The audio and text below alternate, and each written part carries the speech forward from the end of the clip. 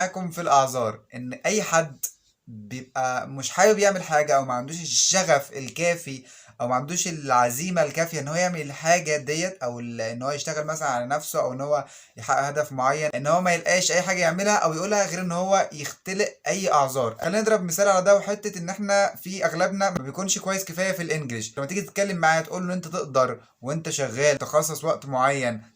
نص ساعة ساعة تذاكر فيها إنجليش، قناة يوتيوب، من فيديو اونلاين، من ملزمة، هيقول لك ان هو مفيش وقت، ان هو طول الوقت شغال، طول الوقت عنده حاجات بيعملها، فهيخلق لك او هيجيب لك اي عذر من اي حتة علشان ما يعملش حاجة ديت. مش حابب اقول علشان ما يعملش الحاجة ديت، بس انا بشوف ان هو الشخص فعلا ما عندوش العزيمة الكافية او ما عندوش الشغف الكافي او ما عندوش النية الكافية ان هو يعمل الحاجة دي. ممكن كتير يغلطني ويقول لي لا احنا بنبقى عندنا بنبقى عايزين، لا فعلا اللي بيقول كده او اللي هيقول لي كده هيبقى عارف ان هو